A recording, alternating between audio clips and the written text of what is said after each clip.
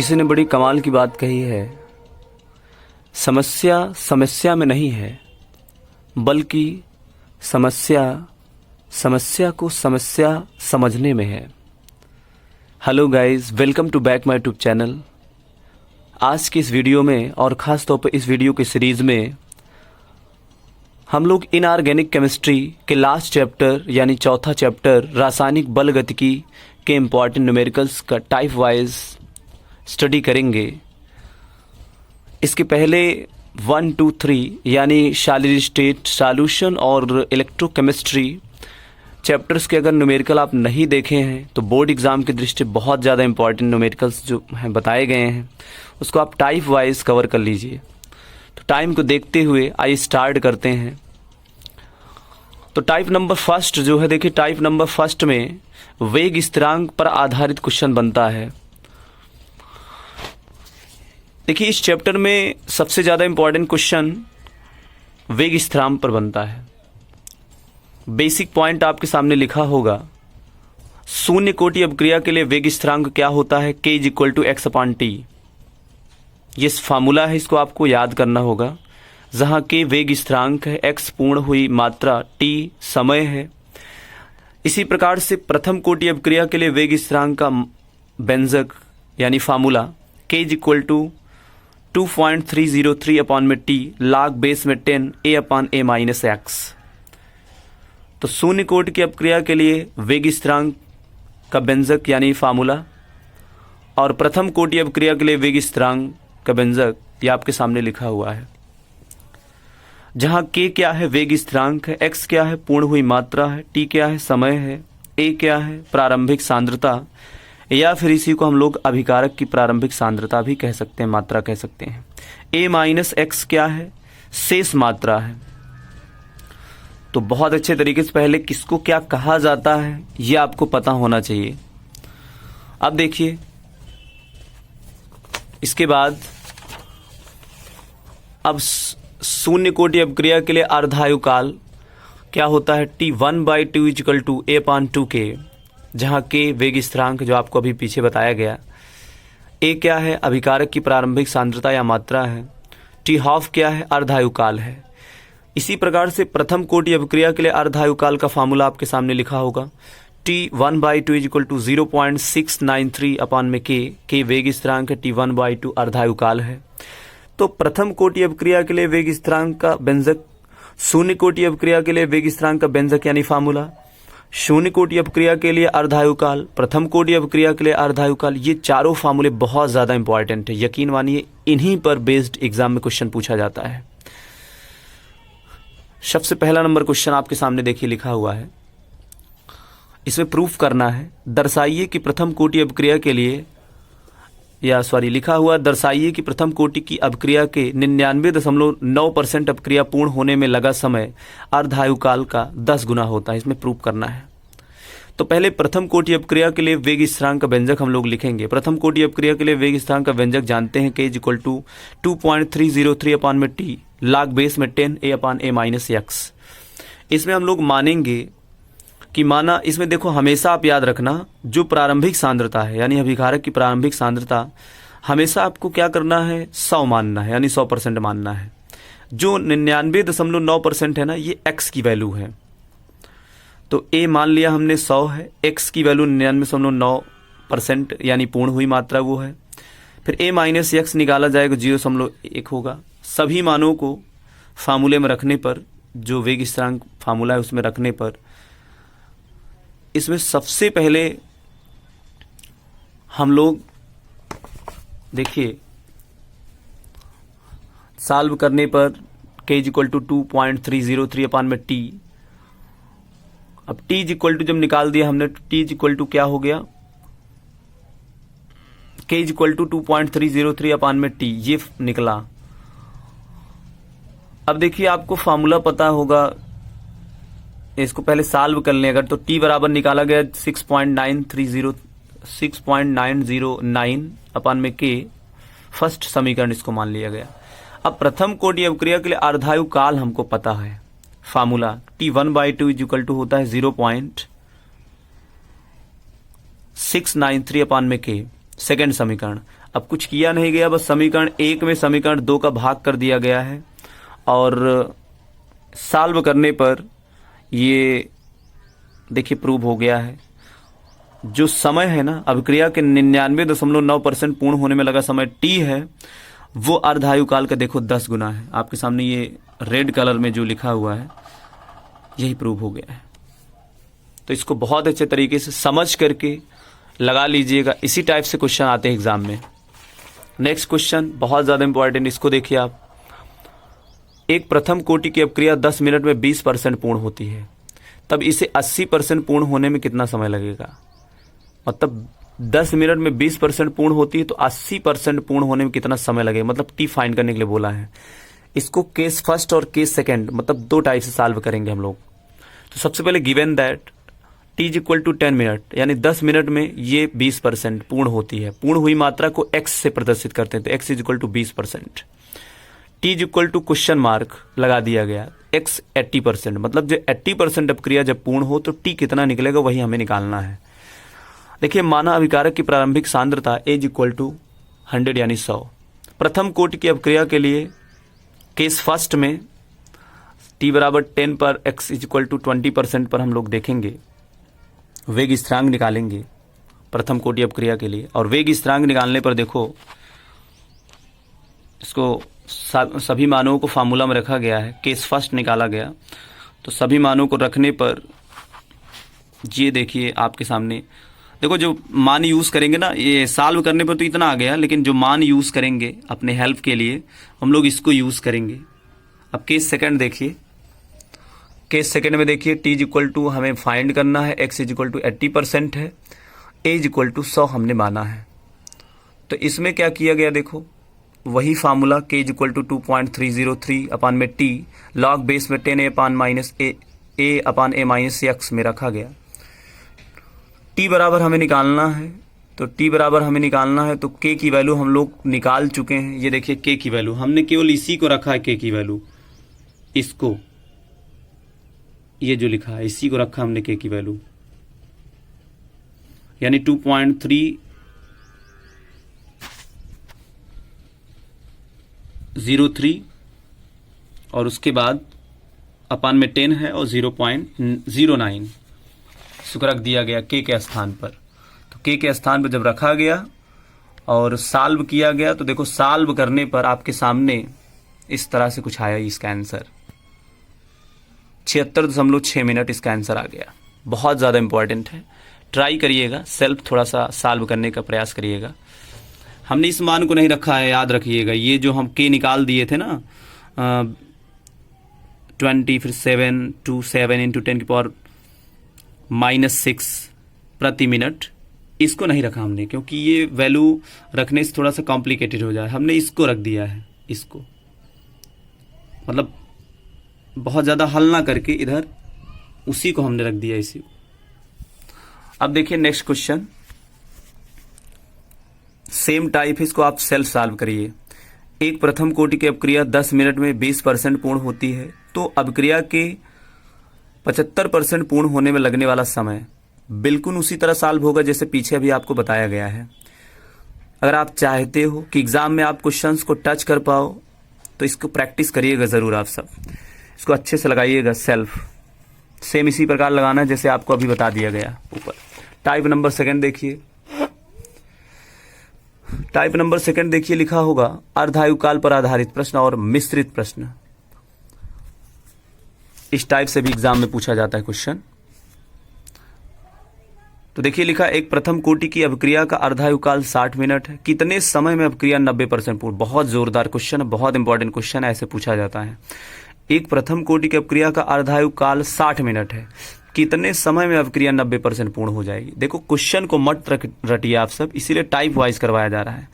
Type समझ लीजिए बस कि ऐसे अगर आएगा तो इस टाइप से हम लोग इसको सॉल्व करेंगे, केवल टाइप समझिए।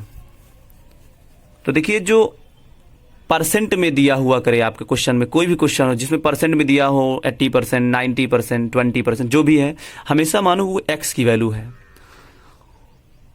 और कभी कभी जैसे मान लो एक्स की वैल्यू जब मानो उसको आप, तो हमेशा ए की वैल्यू 100 माना करो। प्रारंभिक सांद्रता ए इक्वल टू 100 मानो। और अगर मान लीजिए कभी कभी ऐसा होता है कि 3/2 पूर्ण होती है, 3/2 भाग पूर्ण होता है अभिक्रिया का, 1/4 भाग पूर्ण होता है, ऐसे दे देता है डिवाइड करके, तो वहां पास ए की वैल्यू आप जानते हो 1 माना करो, 1 प्रारंभिक सांद्रता 1 माना करो आप, और एक्स की वैल्यू तो आप वही दी हुई। चलो आगे भी देखना, क्वेश्चन एक है उसका। तो देखिए प्रथम कोटि अपक्रिया की का अर्धायु काल 60 मिनट, कितने समय में अपक्रिया 90% पूर्ण हो जाएगी, मतलब हमें टाइम फाइंड करना है। तो T1/2 = 60 मिनट, T = फाइंड करना है, वही है ए अभिकारक की सांद्रता हमने 100 मान लिया, x = 90 है। बस वही प्रथम कोटि अपक्रिया बोला है तो प्रथम कोटि अपक्रिया का हमने वेग स्थिरांक का व्यंजक लगा दिया, और शून्य कोटि अपक्रिया का वेग स्थिरांक का व्यंजक देखो आगे लिखा है।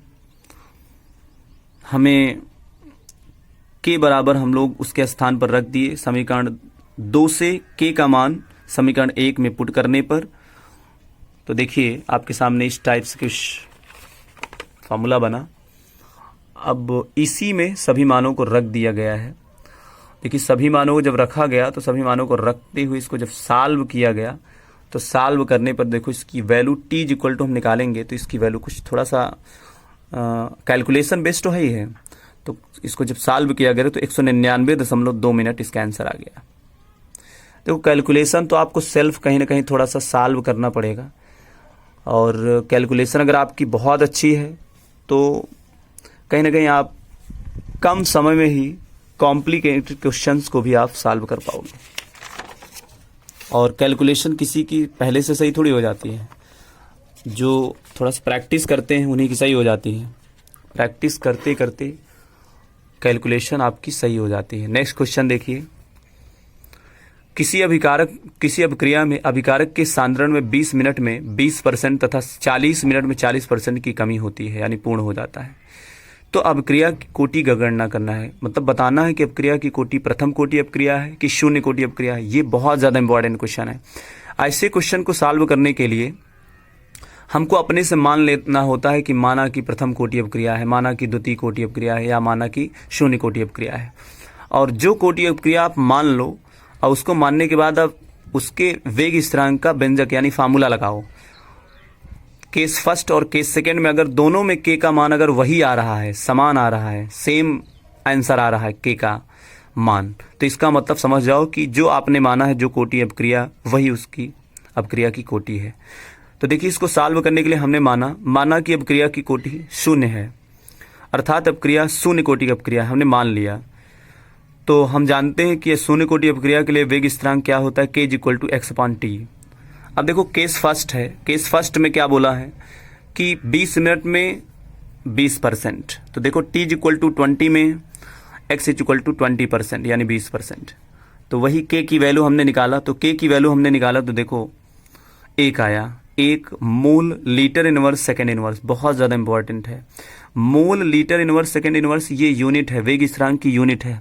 शून्य कोटि अपक्रिया के लिए वेग स्थिरांक का मात्रक याद कर लेना, mole litre inverse second inverse, mole litre inverse second inverse, ये मात्रक पूछा जाएगा एग्जाम में, ऑब्जेक्टिव क्वेश्चन में पूछा जा सकता है। और प्रथम कोटि अपक्रिया के लिए वेग स्थिरांक का व्यंजक वो यूनिट क्या होती है, वो आपका मिनट इनवर्स होता है, या सेकेंड इनवर्स हो सकता है, या आवर्स इनवर्स हो सकता है, वो याद रखना आप सब। तो 3 अपक्रियाओं के लिए याद कर लीजिएगा, शून्य कोटि अपक्रिया के लिए वेग स्थिरांक का मात्रक, प्रथम कोटि अपक्रिया के लिए वेग स्थिरांक का मात्रक, और द्वितीय कोटि अपक्रिया के लिए वेग स्थिरांक का मात्रक जरूर याद रखिएगा। अब केस नंबर सेकंड देखिए, केस नंबर सेकंड में 40 मिनट में 40% पूर्ण होता है, तो इसमें भी के की वैल्यू देखो 1 है। तब दोनों केसेस में वेग स्थिरांक के का मान देखो समान आया, इसलिए ये शून्य कोटि अपक्रिया है। अगर यहाँ पास x = x/t ना लेते, मान लीजिए प्रथम कोटि अपक्रिया का वेग स्थिरांक का व्यंजक लेते, तो निश्चित है उसमें के का मान समान ना आता, इसी में समान आया आता है, यही शून्य कोटि की अपक्रिया इसमें दिखाएगा। नेक्स्ट क्वेश्चन देखिए, नेक्स्ट क्वेश्चन है, प्रथम कोटि की एक अपक्रिया में 50 सेकंड में पदार्थ की सांद्रता प्रारंभिक सांद्रता की आधी रह जाती है, मतलब वही है अर्धायु काल। तो वेग स्थिरांक की गणना करना है। तो प्रथम कोटि अपक्रिया की एक अपक्रिया में 50 सेकंड में अब क्रिया की सांद्रता आधी रह जाती है, मतलब 50 सेकंड जो दिया है ना वो अर्धायुकाल दिया है, आधी हो जाती है मतलब अर्धायुकाल। तो अर्धायुकाल कितना दिया है, t1/2 इक्वल टू 50 सेकेंड। हमें वेग स्थिरांक फाइंड करना है, मीन्स के निकालना है। तो प्रथम कोटि अपक्रिया के लिए वेग अर्धायुकाल का जो फार्मूला होता है वो लिखा हुआ है, देखिए। We know that k equal to 0.693 upon में t1/2। बस t1/2 के स्थान 50 रखा गया और इसको सॉल्व किया गया। 1.38 × 10⁻² प्रति सेकंड, या फिर सेकंड इनवर्स इसका मात्रक हो गया प्रथम कोटि अपक्रिया के लिए। ठीक है, नेक्स्ट क्वेश्चन सेम टाइप है, इसको आप सेल्फ सॉल्व करिएगा। एक प्रथम कोटि अपक्रिया का अर्धायुकाल 60 मिनट है, तो कितने समय में अपक्रिया 70% पूर्ण हो जाएगी। इसके पीछे अभी देखो बताया गया था इस टाइप का क्वेश्चन, इसको सेल्फ सॉल्व करिएगा आप सब समझ करके। इसके पीछे बताया गया है, अभी एक एक क्वेश्चन आपको इसीलिए दिया जा रहा है कि आप इसको सेल्फ सॉल्व करोगे तो मैनेज कर पाओगे। अब एग्जाम में हमें थोड़ी सॉल्व करना है, आपको ही सॉल्व करना है। तो आप प्रैक्टिस करोगे तो तभी कहीं ना कहीं आपके अंदर निखार आएगा, और जितने ज़्यादा क्वेश्चन की आप प्रैक्टिस करोगे उतना ही ज़्यादा आपके अंदर निखार आएगा। नेक्स्ट क्वेश्चन देखिए, जो बात कर रहे थे अभी 1/2, 2/3 उस टाइप का क्वेश्चन आ गया। देखिए, सिद्ध कीजिए कि प्रथम कोटि अपक्रिया को 3/4 पूर्ण करने में लगा समय अर्ध क्रिया को पूर्ण करने में लगे समय का दोगुना होता है। हमने आपको बताया अभी कि पूर्ण शब्द लगा हो पूर्ण करने में, तो इसका मतलब वो x की वैल्यू होती है। तो x की वैल्यू 3/4 है।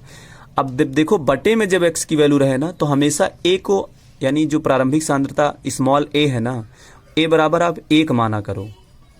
और जब बटे में ना हो, परसेंट में दिया हो, तो हमेशा a की वैल्यू आप 100 माना करो। ये बिल्कुल से कन्फर्म, इसको याद रख लीजिए आप, अदरवाइज भूल जाओगे दिक्कत हो जाएगी। तो देखिए, माना प्रारंभिक सांद्रता हमने a बराबर 1 मान लिया, तो x इक्वल टू 3/4 है। प्रथम कोटि की अपक्रिया के लिए वेग स्थिरांक, क्योंकि प्रथम कोटि शब्द दिया है हमारे क्वेश्चन में, सिद्ध कीजिए प्रथम कोटि अपक्रिया। तो प्रथम कोटि अपक्रिया के लिए हमने वेग स्थिरांक का व्यंजक लिखा, मीन्स फार्मूला लिखा, k इक्वल टू 2.303 अपान में t log बेस में 10 a/a-x। अब देखिए, प्रथम कोटि अपक्रिया के लिए अर्धायुकाल t1/2 इक्वल टू 0.693 अपान में k इक्वल टू जब निकाला गया 0.693 अपान में t1/2। सेकेंड इक्वेशन, समीकरण 1 और 2 से देखो क्या किया गया।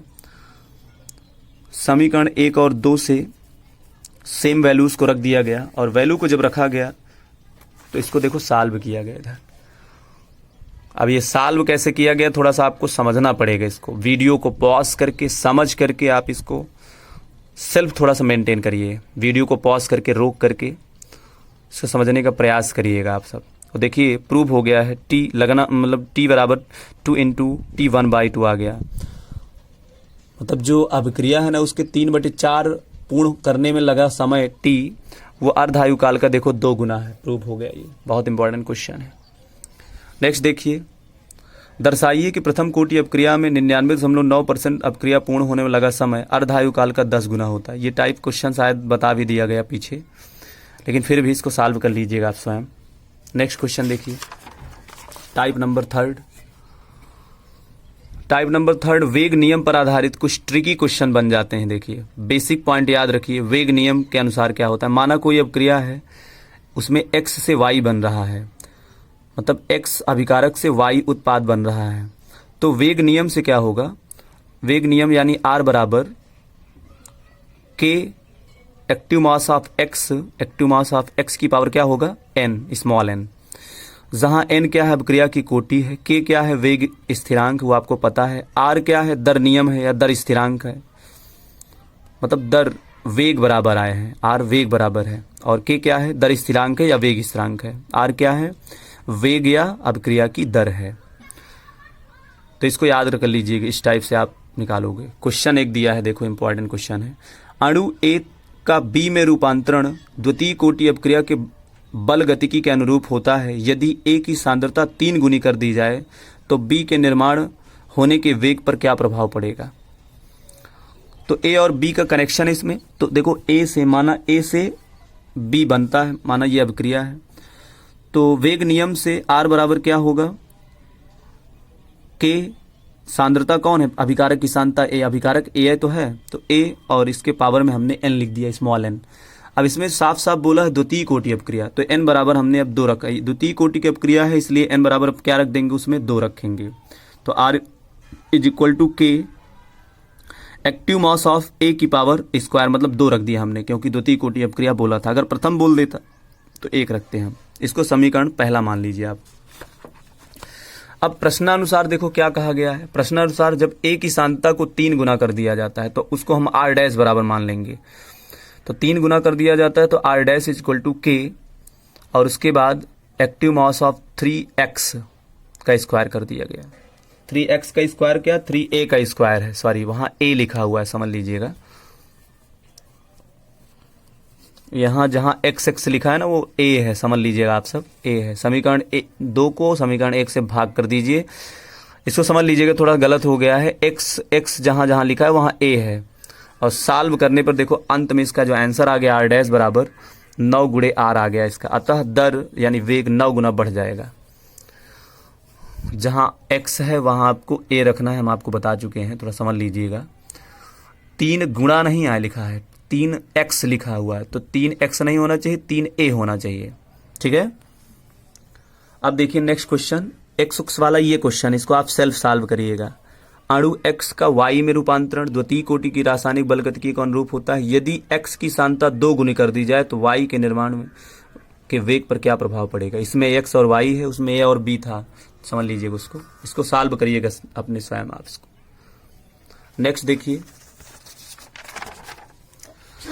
कुछ क्वेश्चन है जो थोड़ा सा ले लिए गए इसमें। निम्नलिखित अपक्रिया की कोटि बताना है आपको, इनको याद कर लीजिएगा आप सब।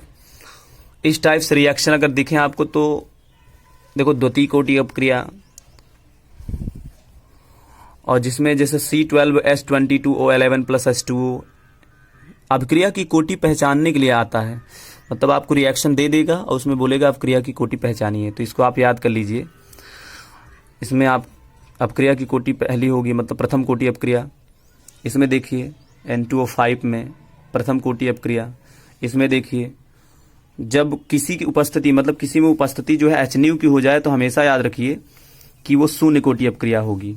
H2 प्लस Cl2, HNu की उपस्थिति अगर किसी भी रिएक्शन में हो गई तो याद रख लीजिएगा शून्य कोटि अपक्रिया है। एक क्वेश्चन और है, देखिए इसको भी आप समझ लीजिए, ये द्वितीय कोटि की अपक्रिया है। तो जितने टाइप बन सकते थे इस चैप्टर से, खासतौर पर केमिकल काइनेटिक्स चैप्टर से, वो आपको अपलोड कर दिए गए, बता दिए गए। एग्ज़ाम से पहले इसको सारे जो पार्ट हैं, सारे वीडियोज़ इनको कवर कर लीजिए। और देखिए कहीं ना कहीं थोड़ा सा मेहनत करिए। अगर आप चाहते हो कि परसेंट आपका ग्रो करे तो कहीं ना कहीं अपना 100% दीजिए आप। अगर अपना 100% आप नहीं दोगे तो ये उपेक्षा केवल करे हो आप कि हमारा अच्छा नंबर बन जाए, अच्छा नंबर आ जाए, तो फिर ये गलत बात है। हो रहा है तो ये होगा कि चलो ठीक है, जो है सेटिस्फैक्शन उसमें आपको रखना पड़ेगा, संतोष, सेटिस्फाइड रहो कि हाँ जो आ गया ठीक है। लेकिन अभी तो फिलहाल आपके पास टाइम है ना, अभी तो आप अपना 100% दीजिए, अच्छे से मन से पढ़िए, क्योंकि एजुकेशन ही एक ऐसा माध्यम है, शिक्षा एक ऐसा माध्यम है जिससे व्यक्ति अपने आप को ही नहीं बल्कि पूरी दुनिया को बदल सकता है। तो इसलिए सबसे पहले कहीं ना कहीं अपने माइंड सेट को और अपने आप को बहुत अच्छे तरीके से आपको बनाना होगा। तो आज की वीडियो में बस इतना ही, इसको कवर कर लीजिएगा पूरा। आज की वीडियो में बस इतना ही, मिलेंगे नेक्स्ट वीडियो में और कुछ आगे की पार्ट की बात करेंगे, लेकिन अभी नहीं, अब एग्ज़ाम बाद ही होगा जब होगा, ठीक है। तो बस आज के वीडियो में इतना ही। Take care and good bye.